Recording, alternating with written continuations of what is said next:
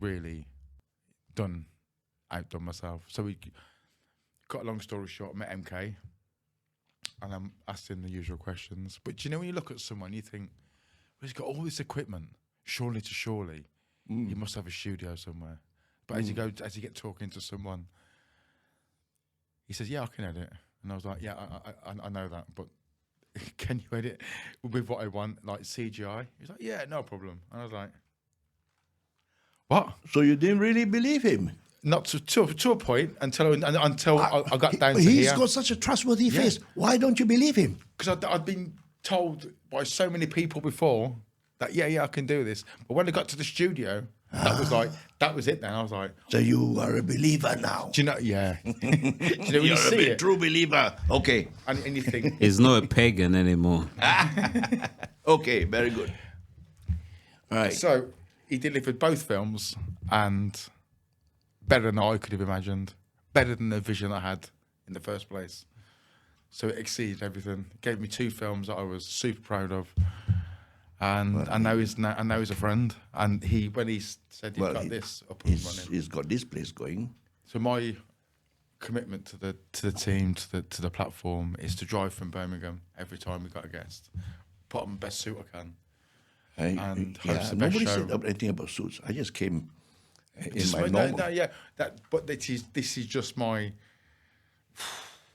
You look better in a suit. Do you think? Yeah. Yeah. I don't look good in a suit. You do. I look good like this. Yeah, but you've got a versatile look. You got a great look. Thank you very much. So welcome to another episode of True Podcasts with me, Paul Candlin.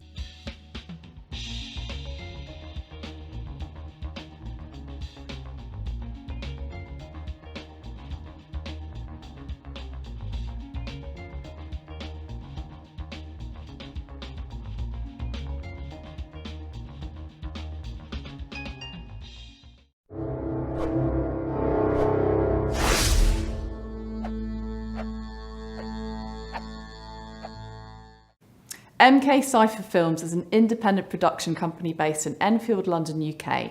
We produce documentaries, short feature films, social media videos, and provide photography studio space for weddings, christenings, and corporate videos. So before I introduce my guest today, I'd like to give thanks to Jesus, our Lord and Saviour, and also MK Cypher Films for allowing podcasts, True Podcasts, to be a reality. Now, our guest today is a friendly face off the TV. I don't know about you, but no matter what channel I put on, I always see our guest on a commercial or a TV show or something. Patrick Loh always turns up. So let me introduce the one and only Patrick Loh. Hi, good evening, folks. How are you doing, brother? How you doing, man? Oh, wow. So glad to be here. Thank you for coming. I don't come out very often. And thank you for coming on our podcast today. Now, much like Peter Bergman, who we had on a few weeks ago. Yes, saw that. He's got a cult following, much like yourself. And when people talk and when people post, a lot of people listen to what you've got to say, not only because of who you are, but because of how you've progressed in the TV world. You've started as an SA, a background extra. And as I mentioned in the intro, you're now in familiar commercials, big commercials. You're nationwide. I see you on billboards. I think I've seen you on a few things on the underground. I'm sure it was you. And I've had the privilege of working with you in a music video, which we will get to further on in the conversation. But like all my guests, I'd like to take you back to how it all started. Well, before we start there, shouldn't you give the audience a government health warning? Because this is, I can say anything, and it's really totally politically incorrect. But that's I've been known to get into trouble for that, so I would just give a health warning. I've got the same problem. My mouth normally engages faster than my brain, which normally gets me into a lot so of we trouble. may get into trouble for this. Well, let the trouble roll. Let it go where it goes. Okay. That's the fun part about it. So it's nice to meet someone who's like-minded, who's not scared to say what he thinks and how he feels. I do apologise. I have got a an ear infection. So if I do mess around with mate, I do apologise. Don't worry, I wasn't I looking. can hear myself talking, and it drives me nuts. Okay. So yeah, how life started and where it all started for you, Patrick? Well, I was born in Malaysia. Long time ago. I won't say how long ago, but it was in the previous century. Studied there, grew up there. The funny thing about Malaysia at that time when I grew up, when I was born, my parents didn't name me yet. Didn't name me. So on my birth certificate, what I had was name, no name yet. So I was known for no name yet for some months. I think it was like 6 months before I finally got graduated to a name. What was the reason? They didn't make up their minds yet. And in those days, it was written, it's not computerized. The registrar just wrote, no name yet. I've never heard that I was before. no name yet. I should have kept that. So to give you a name, you had to graduate. I had to graduate to a name. At a very young age. At a very young age, I was 6 months, my God, life is tough. I was already struggling in those days. You say, wow. Well, to be fair though, from 6 months, if you can graduate after 6 months, then the ball's yours. Just to the name. I couldn't walk. Just name. But it was fun in those days. I was in Malaysia doing my O-levels, A-levels, which I failed. And then I had to come to England to study again. So, which is how I landed up here. But in Malaysia, I was playing in a band because I always like creative things. So I played music. Yeah. There's always that creative side, which I had to suppress. So, why? Well, I'm letting it free now. But with life, when I told my dad, I want to be a band boy, he says, slap me around the head and says, go to England and study. And so that was it. I had to come to England and study. In the old days, it was not free. Oh, you want to be an actor? Oh, we give you encouragement. No, you get smacked and say, go and study. Go to university. Make something of your life, son. Yeah, that's what we had to do. And you did? I did, yes. I did. I came to England. Yep. So that was my Malaysian upbringing. What was your childhood like? What was growing up in Malaysia? What was it like? It was fun. We used to play. There's no. Now we coddle our kids too much. In the old days, in Malaysia, we played very roughly.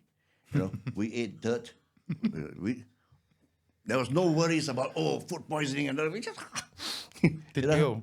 No, stronger. Yeah, but that was the fun. That was That was being it. children. Yeah, we were in the fields catching Siamese fighting fish, which we put into a little bowl. We were very violent. Put him in a bowl, and his fish will be fighting with my fish and that. And the games we played was of a violent nature. We fly kites, but here in this country they fly kites very gently. Yeah. Flying kites. But in Malaysia, our string is coated with glass. So we powder the glass, put glue on it, and we coat this line with powdered glass. So when you're fighting with other kites in the air, you're cutting each other's string. It's a war up in the sky with these kites. That was The last kite wins. Yes. Now that I think of it, it was very violent.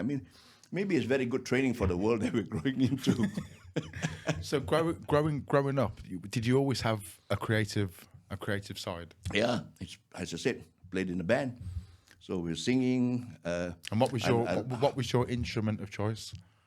I learned the guitar because I could carry that around, and in later life, when it came to picking up women, it was very good. That was a good choice. I made good life choices. I just wish I'd have learnt to have Play guitar? sing or play guitar. Yeah. I think Ellis should get some lessons on this. Play guitar. Are you not telling us something, Ellis? Yes, you have to learn from your elders.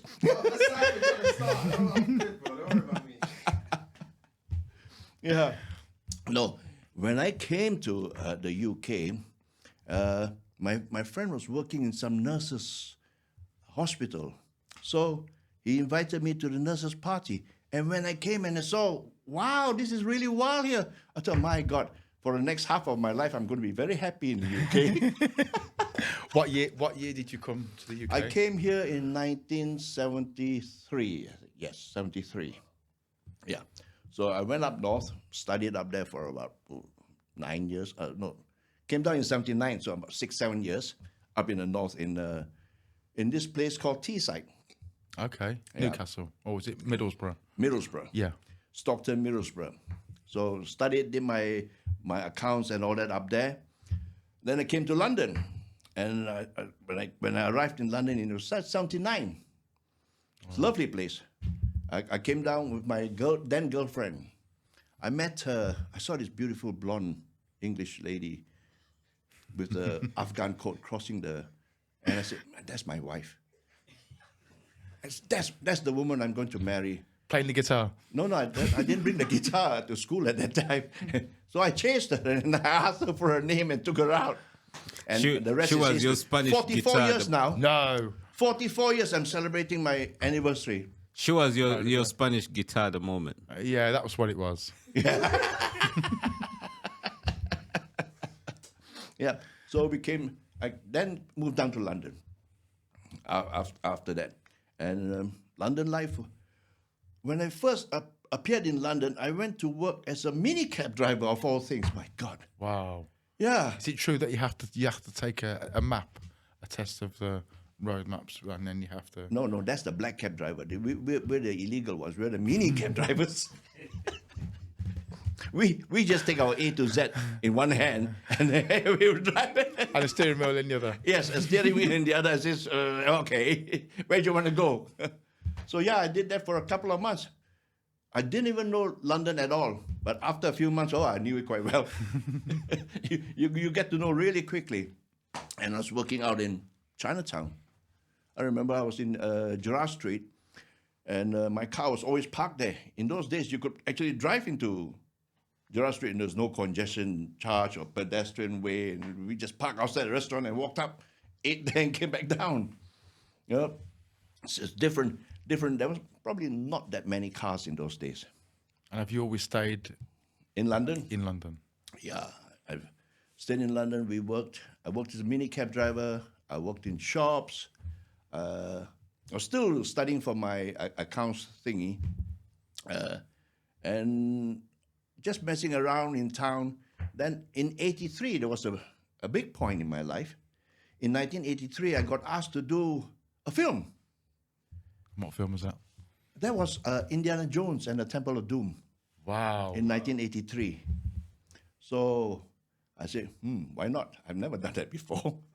So off we went, and I stayed 2 weeks. How did you get the chance? How did you get the opportunity? Well, they wanted Chinese people. And I was in Chinatown, right in the middle of Chinese people. Right place at the right time? Yes, right place, right time. Chinese people, plenty. You go to Chinatown, find them all. Clues in the name. Yes, I could show my face and they recognize that I'm Chinese. So we went down there. It was 2 weeks in Elstree. We were filming the part where he comes into the Chinese restaurant right at the beginning of Indiana Jones. And we had 2 weeks of fun down there. And that was your first introduction? First introduction. Wow. Oh, there was another little story. We went up to Elstree. There's about 30 Chinese. We went out to the restaurant, and the silly restaurant owner charged us tea money. You don't charge Chinese tea money. It's a no-no. You know, it's understood. We are Chinese. We don't pay tea money. You know, so he charged us tea money. So we went back to the studio and complained. Said, listen, we don't like your canteen food. The guys out there are charging us tea money. You know, so the studio was very nice. They said, okay, we'll give you a car. Yeah, because some of the guys that was working with us, they own restaurants in Chinatown. So what they did was, the car would go down to Chinatown, get our lunch, and bring it back. Yeah, very nice in those days.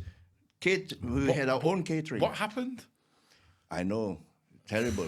So that my job at that time was, I come in the morning, I take a piece of paper, I sit down, and I say, who wants what? So chicken duck rice, char siu duck rice, pork, and take orders. You're making me hungry. So I got all these guys, all our 30 guys lining up, and I'm taking order because it's lunch order. That's very important, most important thing of the day, lunch order. We don't get lunch. So I was doing that for about 2 weeks, every day. Harrison Ford hears about this as well. He comes, chicken duck rice, yes. Spielberg, chicken duck rice. Wow. So they heard about this, Don't because get the the order grapevine. Yeah. Oh, Spielberg was there. Yes, Spielberg was director. Hey, chicken duck rice. So that was a story. Of course, it's not known. Nobody knows about that except me who was taking the orders.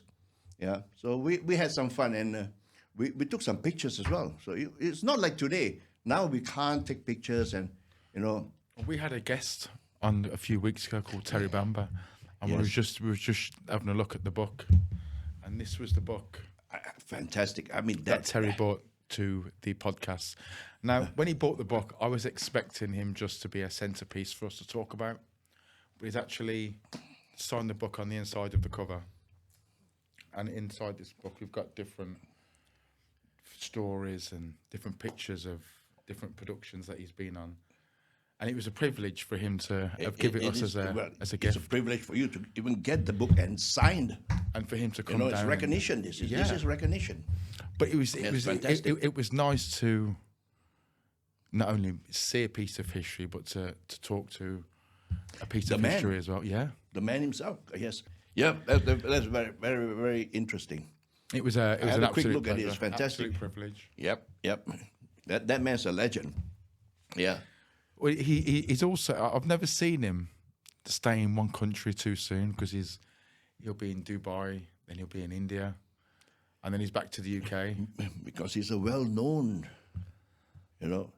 he's behind the scenes. From the title says it, from props to producing. It starts from bottom up. That's what you did. This guy has done everything. No, not bottom up. I was still working. So after Indie, I did another film, and that was it. I was back to working. Because film in those days, well, we don't get much money, and plus the children are growing up. We got mortgages to pay, so we need a job, so to speak. So after that, what did I do in '85? Oh, I already qualified, and as I promised my dad, as soon as I get my accounts license, I can do what I want. So I always wanted a restaurant, so I went off to Spain. Oh wow! I was driving around Spain. We were on holiday. Then we saw, it's quite nice. So we opened a restaurant in Spain. I was there 3 years. Whereabouts in Spain was this? I was in this town called Nerja. It's on the south Costa del Sol, where a lot of British used to stay down there. Yeah. So at that time, there was no Chinese or Malaysian restaurant down there. What year was this? This was 1985. Okay. Yeah, so the Brits were all flocking to the Costa del Sol. Yeah, all the East End lot. Just gonna say that. They were eating there. So okay, free prawn crackers for you. Now that restaurant took some time to build, and when we got it going, I couldn't read Spanish. I didn't bother reading Spanish, so letters came and stuff. So I was quite busy.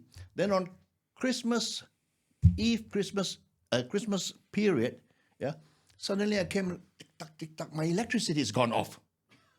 I have no electricity. Oh, no. I said, bloody hell, it's dark. And I got full restaurant.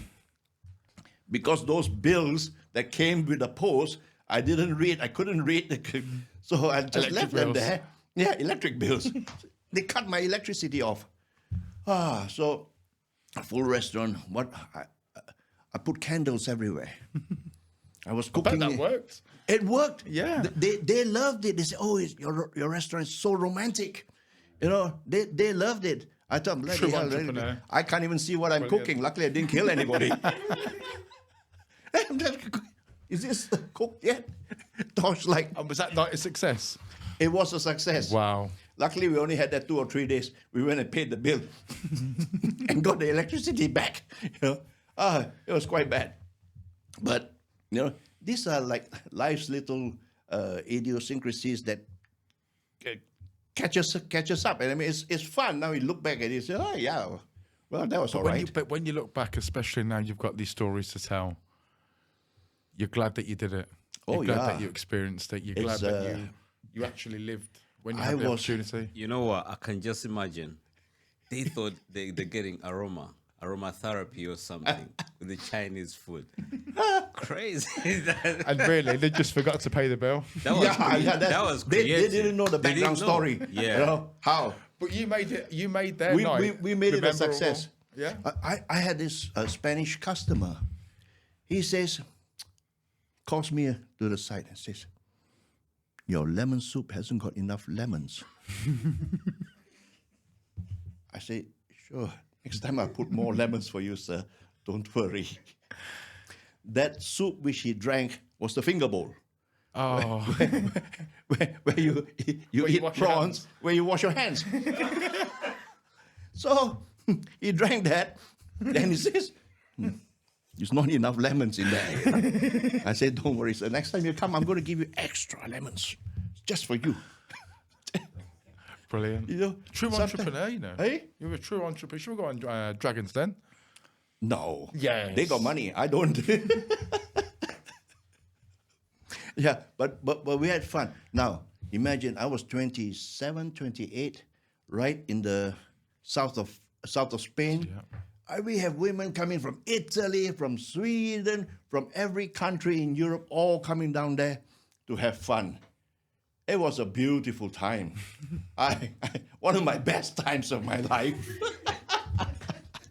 Yeah, but of course, work was very hard. You know, so. But work hard, you play hard. Oh yeah, I mean, in those days, you know, it's like me doing night shoots now. You know, we were doing night shoots then. I hate doing that. We were partying all night. You know, then go to the beach in the morning and then have breakfast and then go home and sleep. Brilliant. Yeah, that was Spain. Then I came. That was life. That was living. That was fun. Then I came back here, went to work because bills had to be paid. The children were coming. Was that back in London? Back in London. And actually, in the 90s, I worked in San Diego. I worked in the States. Okay. When I went to the States, my boss, well, she says, "I haven't got a place for you yet, Patrick. You know, do you mind living on my boat?" Hey. Wow. Hey. Really? Yeah, I think I could do that. So this boat was parked in San Diego, Shelter Island. I remember the name, Shelter Island. And it was this like a 2-mast catamaran, not catamaran, sailboat thingy. Wow. So all the boats were parked there.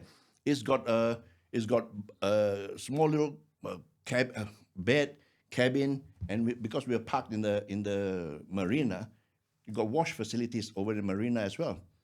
Every night I would sit outside drinking coffee, chit-chatting, playing guitar. Yeah. And once... Sounds better than Spain. It's from one to the other. Yeah. Then Santana came and played down there, so I couldn't afford a ticket, so I took my little boat, I got a little tugboat, and parked around the corner from where they were playing. I just sat down there smoking and enjoying the music.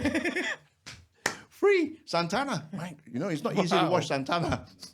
Not free as well, you know. I take my little boat and just go down there. Yeah, that was quite fun. And her after that, she gave me an apartment.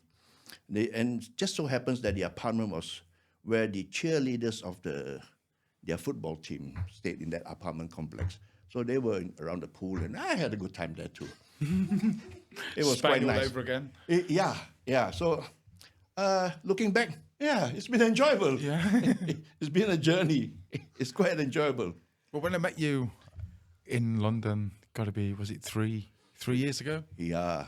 2 years ago, 3 years ago? We did that little music thing, which was quite. I played a despicable despot, and you were an astronaut. I was an astronaut, yeah, and I was bumbling all over the place.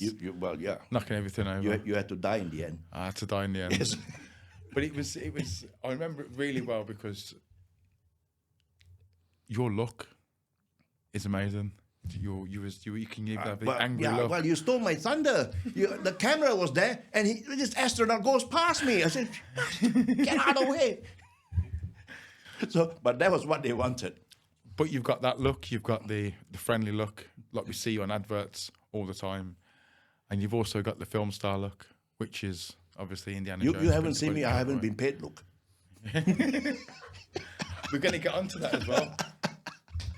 Because we have a so-called saga going on Heavy Pencil, which is a page on Facebook. Yeah. And it's regarding a casting agency called Mad Dog 2020. Oh. Now, Yes. what's your views on one, artists working for them in the first place who know they're not going to get paid, or will get paid eventually, maybe a year down the line, and basically what they're doing to artists? It's not right. Actually, Thursday, I had a job with them on Thursday, some Harry Potter thing, and I was 2 weeks ago. I was sat around it, and they said, "Do you want to do this?" Because I had to take them to court last year to get paid. Wow. Luckily, I took them to court early, and they paid me. Because now, this year, people who take them to court, they're not getting paid at all.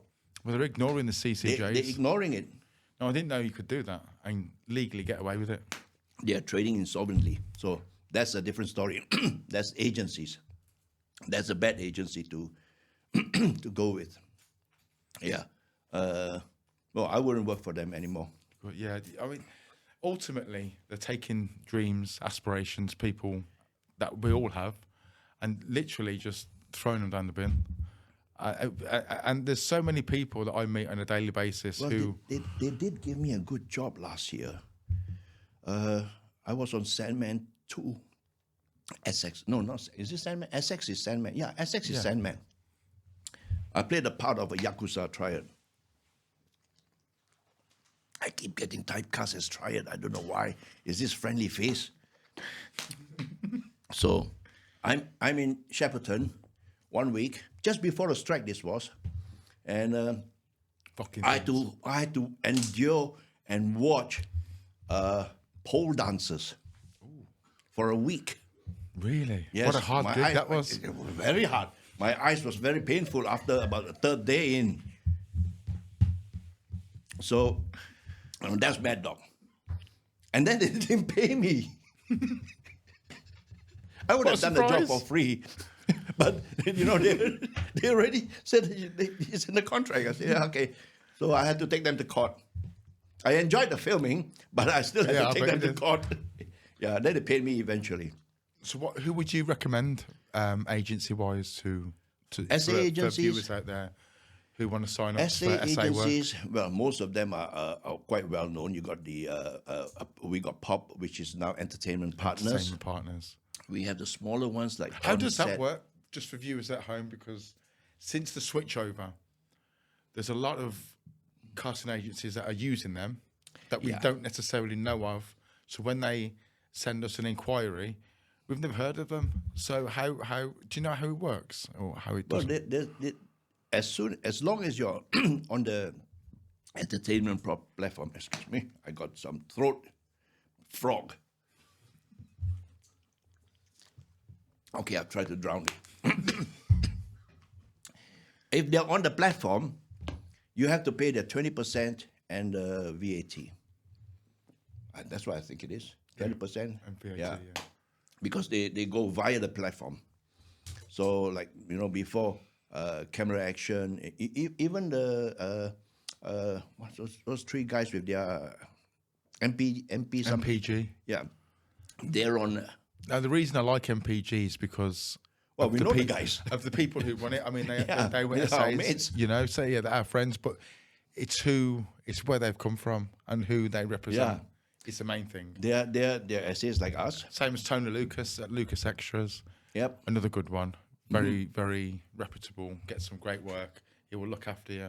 He will speak up for you. And if you're owed any money for a haircut or whether it's overtime, he will always chase it for you. If it's a featured, but if you've got a creative input, no matter what it is. The strange thing with haircuts is that when I had short hair, they kept cutting my hair. now they don't want to touch it. Well, I've stopped. I've just let them cuss it now. I Yeah, can't remember the last time I always paid say, for a "Oh, yeah, haircut.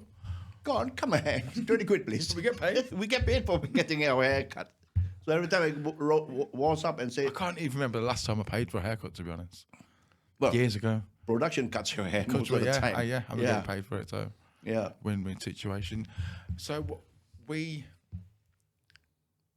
since you made the step from essay to actor, what was? No, I'm Yeah. flitting in between still. But you because still- I love doing essay work. Yeah, because I meet a lot of my friends there. But I draw the line. I don't do any sort of like hard essay work like Passerbys and difficult, strenuous type work. You know, winter in summer work. You know, we're always filming summer jobs in the middle of winter and winter jobs in the middle of summer. So I just don't get that. well, it's a time difference. So now I attend lots of fancy parties. Good. Yeah. So when they say high-end party, I say, yes, I'm available. Last week on Apex, I had a Las Vegas with Brad Pitt. Bastard still looks damn good. He does. He does. He still looks pretty good. See, that was a movie last year, just before the strikes, that I was booked as a stand-in. They took my passport, and I was like, great, I'll go around the world. Yeah. because And you're then the going to- strikes hit, and I heard nothing. So when the strikes hit, I lost Apex, I lost Deadpool, Yeah. but I kept Star Wars. Which was good. Oddly enough, I think Which it was was about good. 2 months ago, Apex come back in as a Yes. fan, and it was only an hour. You were there, you're going to be an hour. So I got to Silverstone. I think we was there an hour and 10, hour and 15 minutes, and then we were wrapped. Yeah, Brad they've Pitt been was there. filming up there. The one I did was 2 weeks ago. Was He seems to in get downtown. younger. He does. He looks very, very good.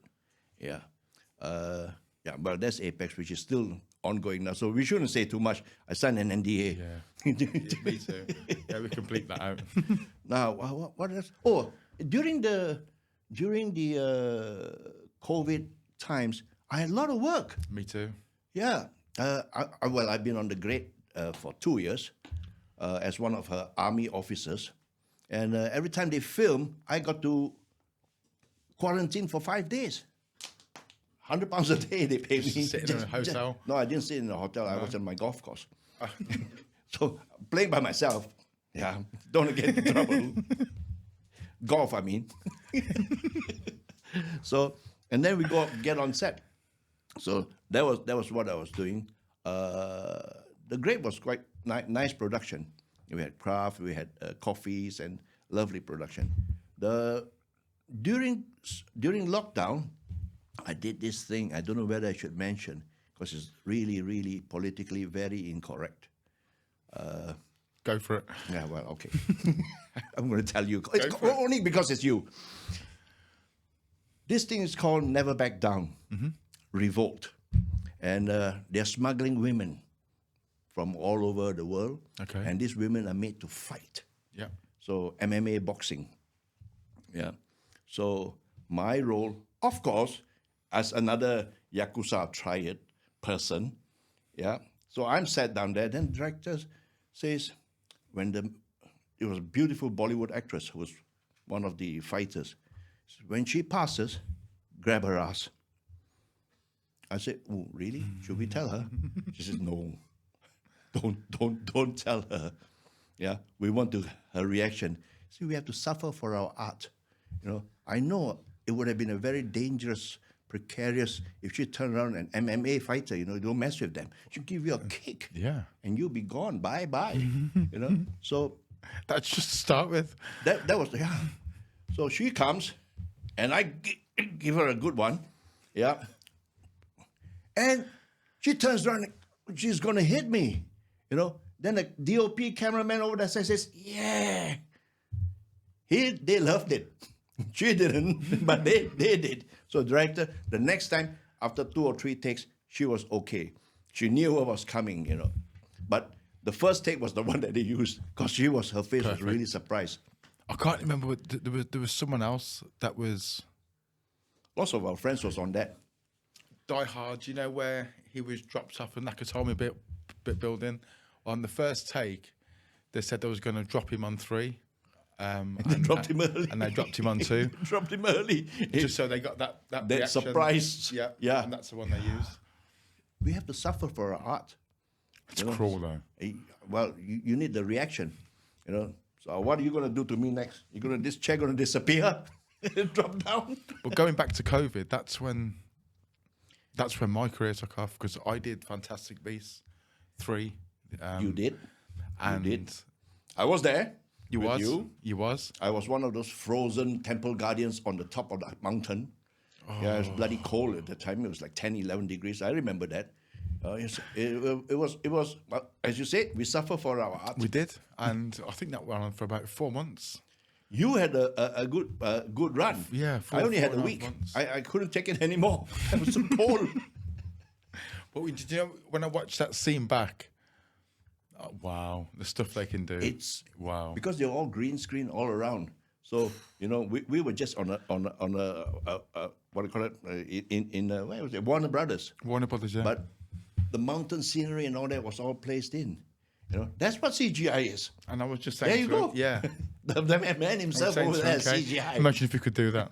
He can. He can. He can. But if we had the arenas to Yeah, work in. maybe we'll be talking in the middle of the Alps. Yeah, definitely I can do that, because it's not about the space. No. It's about how to build the environment and do what you're supposed to do, and it's about math. The calculations have to be right. Oh, And it's a calculations, very because people technical. forget that math is in everything. You have to calculate. Yeah. You have to measure. You have to know. That's why they put X's. You remember the X's? Yes.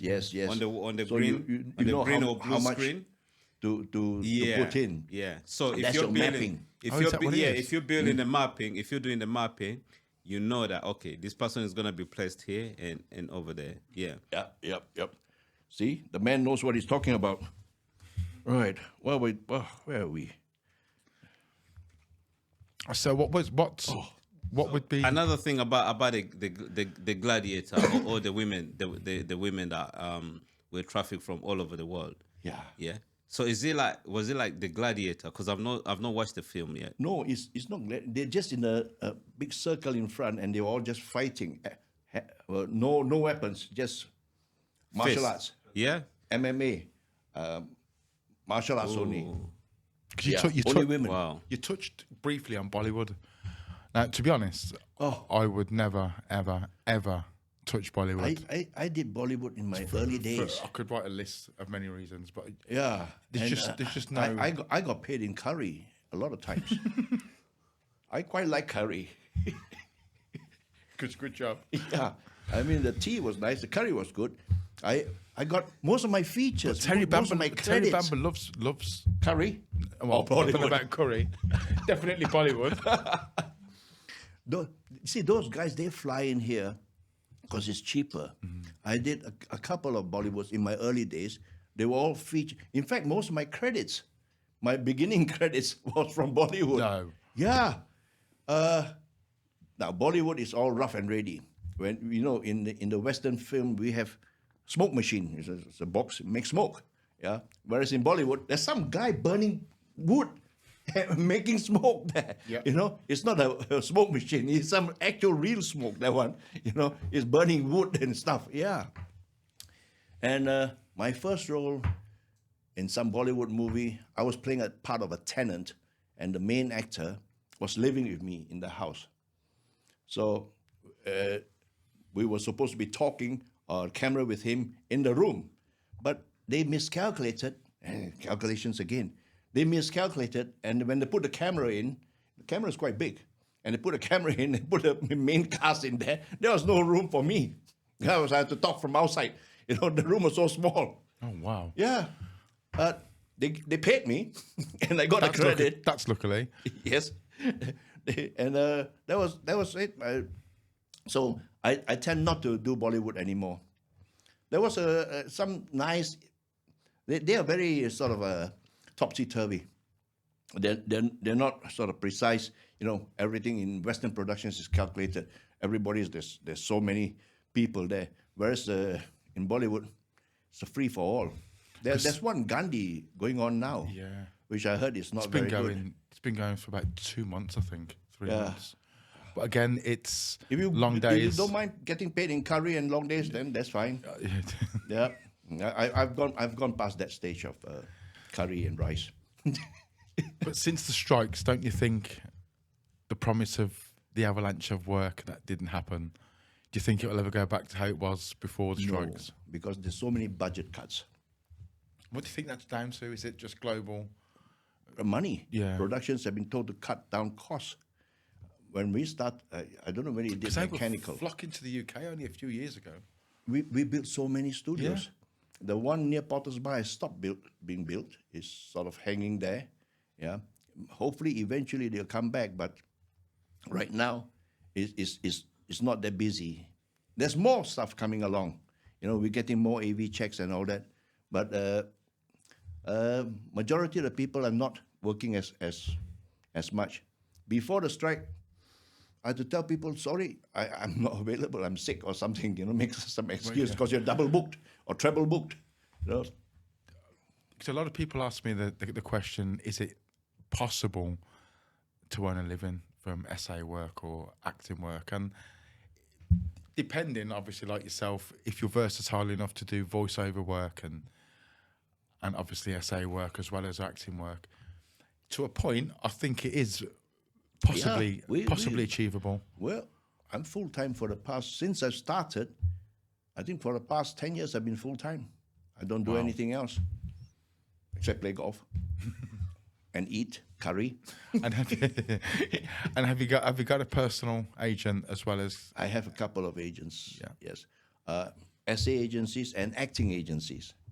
Because if you're enjoying exotic dances. Oh yes. Those jobs you cannot refuse.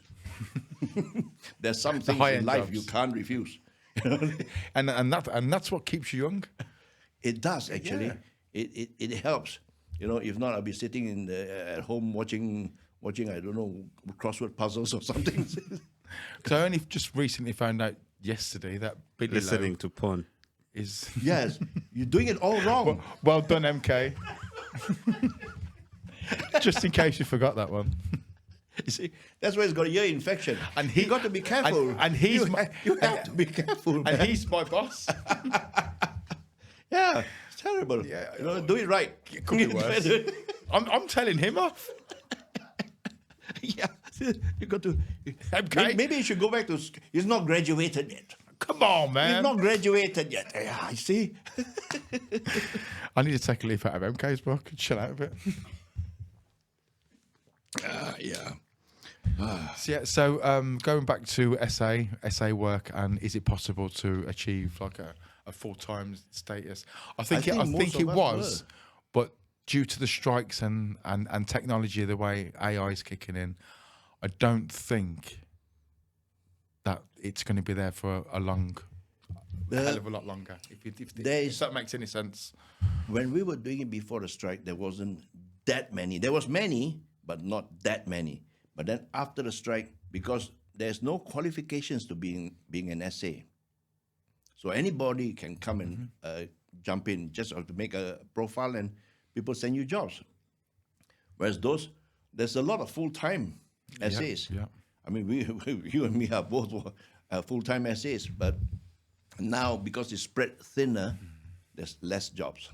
I mean, that was the whole reason I took this 2-week job just around the corner in Enfield, is because this year it's been very sporadic. A week here, 4 days there. Yeah. I've not had a 2-week continuous booking, and I took it you know, and it's you've got to be able to take these bookings when they come in.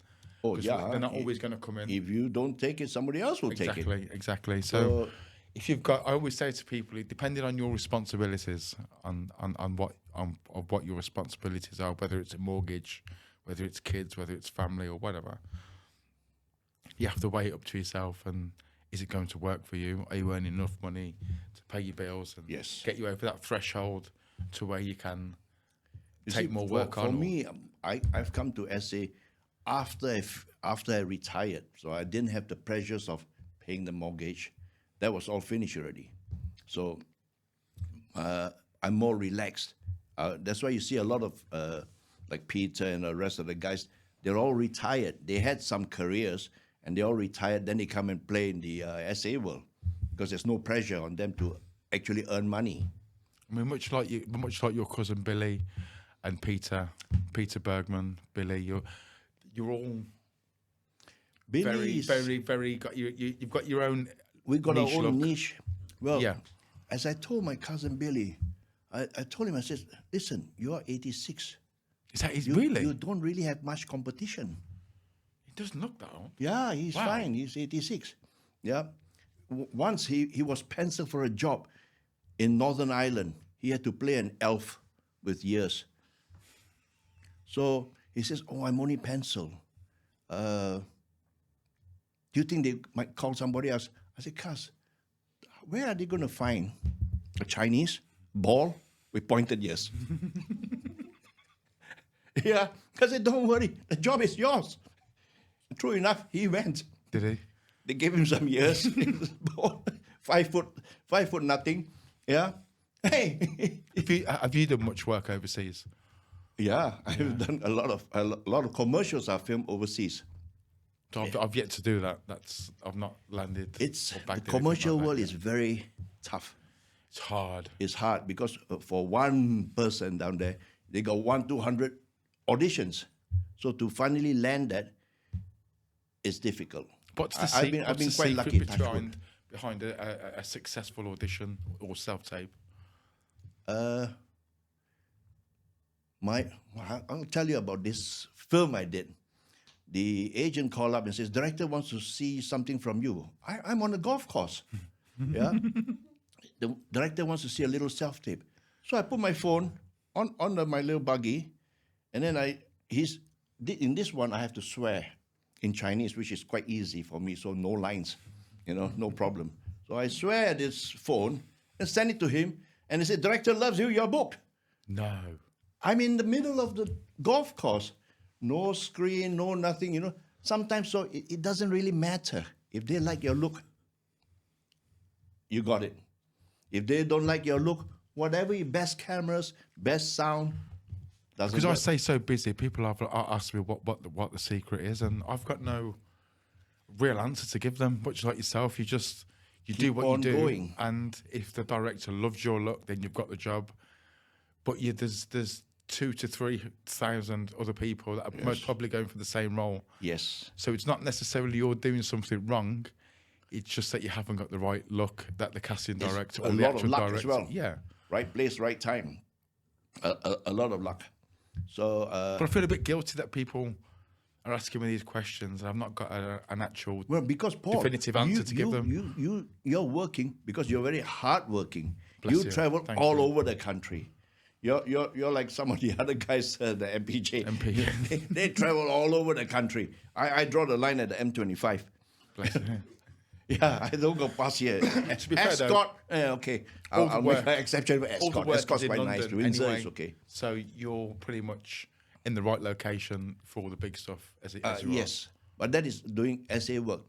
Commercial-wise, it's more auditions. Maybe 50 auditions, you might get one. One. Yeah. Sometimes you don't even get that one. But you don't get the feedback either. And I get why, because of the volume of people. But if you've got No feedback. No.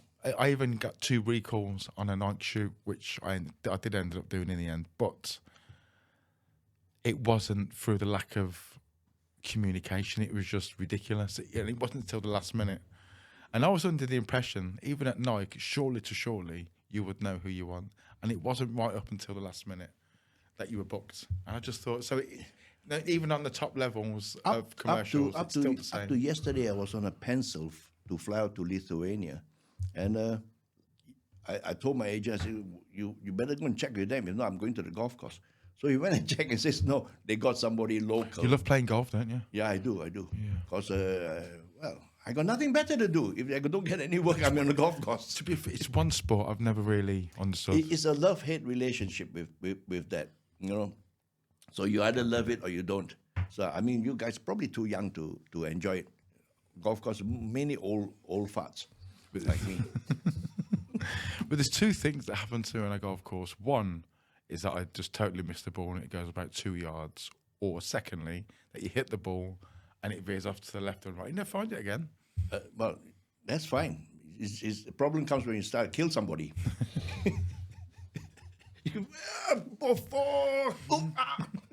That was not so good.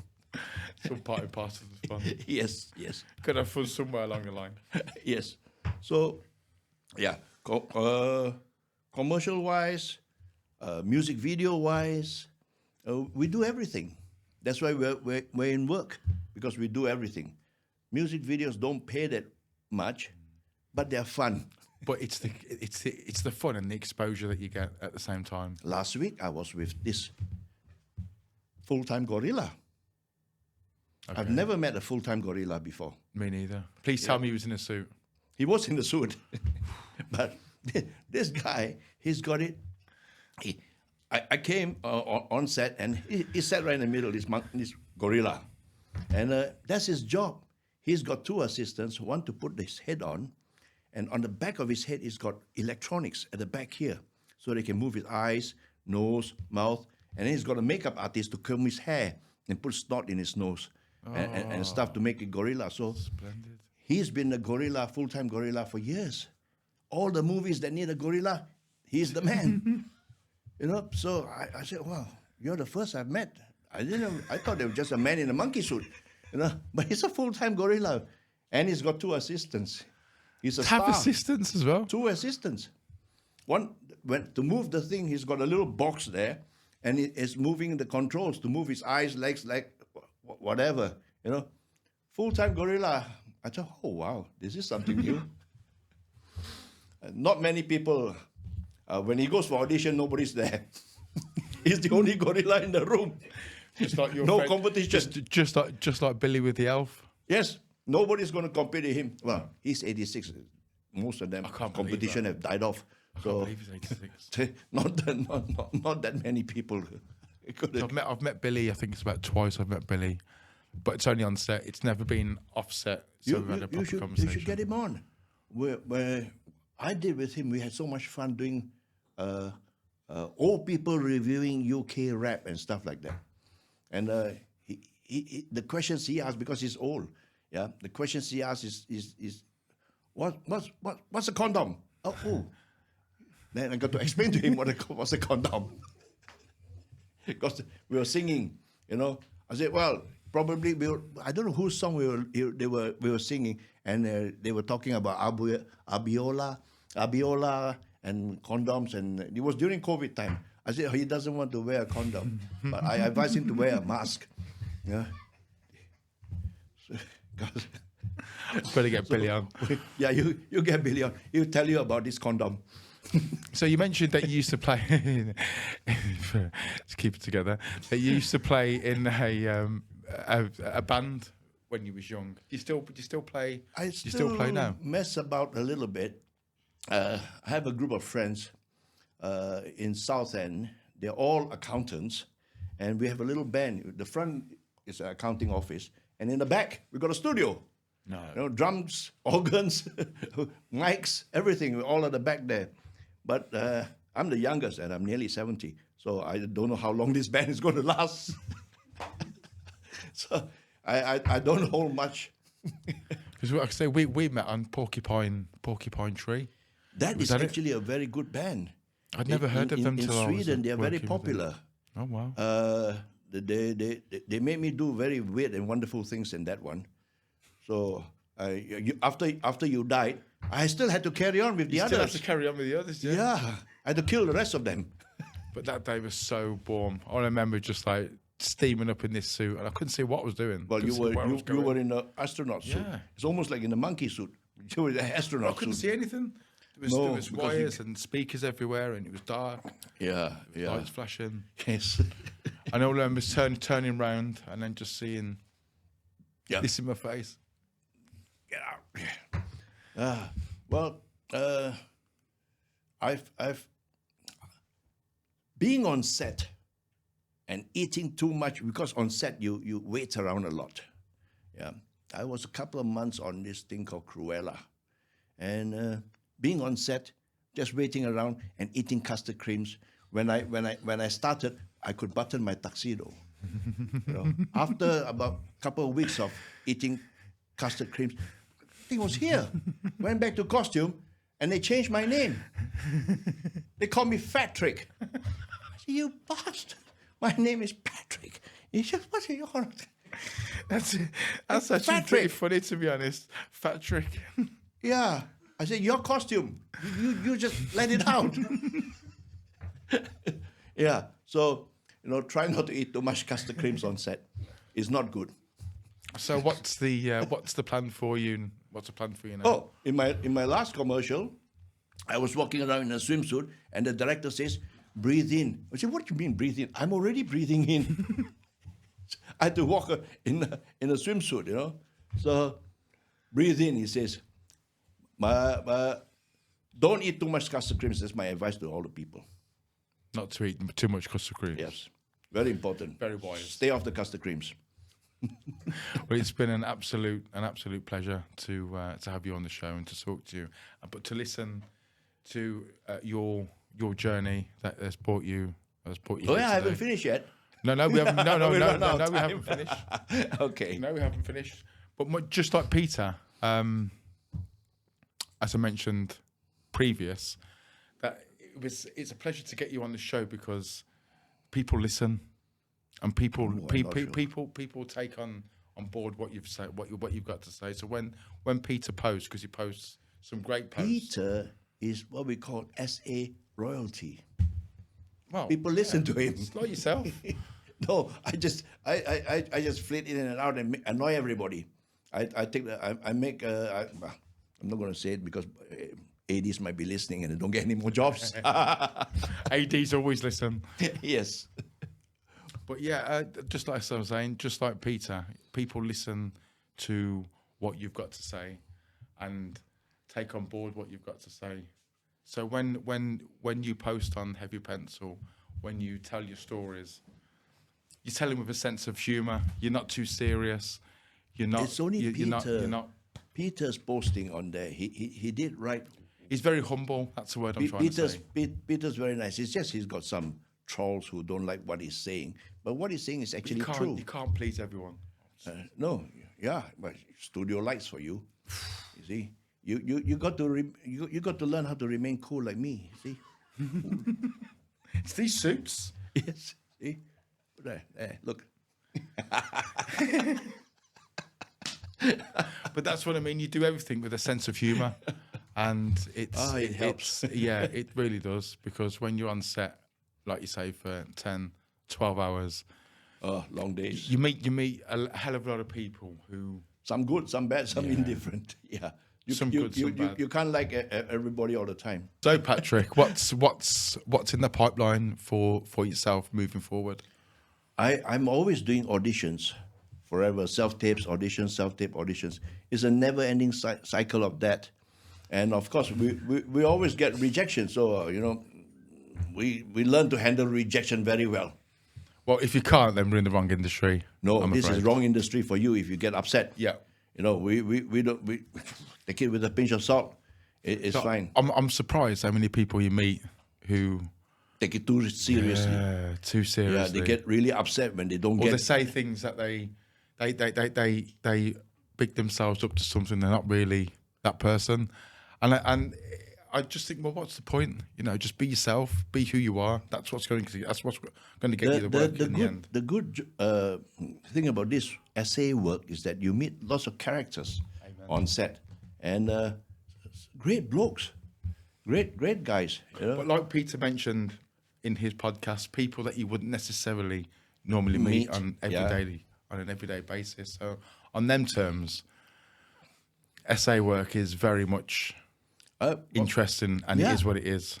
And like you say, you do get your featured bits every now and again. You do get your walk-ons, but it's when you get them bits that you really need to grasp them with both hands. And whether it's big, small, saying dialogue that swearing part which I did was a week filming in. I think I can say it because it's out already. Well, it's not out. It's Havoc. I didn't sign the NDA. It's coming out, and we filmed in Wales. Yeah, all I had to do was swear in Chinese. And that's the audition you did on That the was golf the course. audition on the golf course. So I swore in Chinese, went down there for a week. Then on the last day, they mic'd me all up, and I crashed my lorry, jumped down, started swearing at the guys.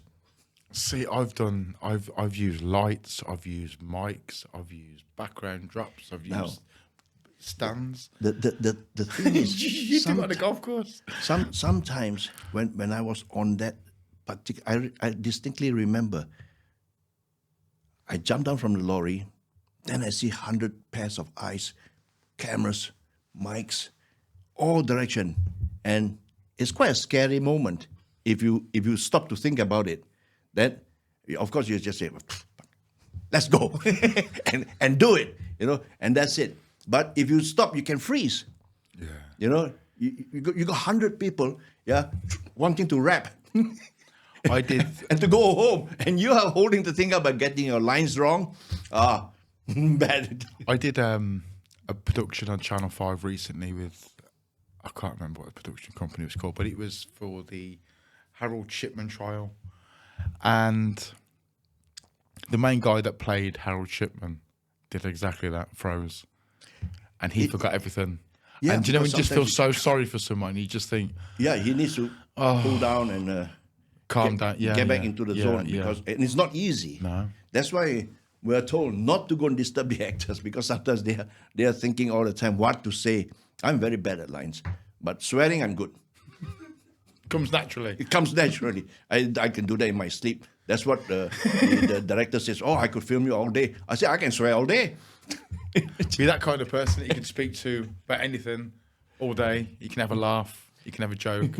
Not be too serious. Yeah, never take it too seriously. Have fun. No, I think that's the key to life, really, isn't it? Yep, have fun. Amen. Yep. Well, Patrick, it's been an absolute pleasure. Thank you. And thank you for coming Lovely to on come. Aintree Podcast. Yep. I think I'm going to drown my frog now. Thank you, sir. Thank you.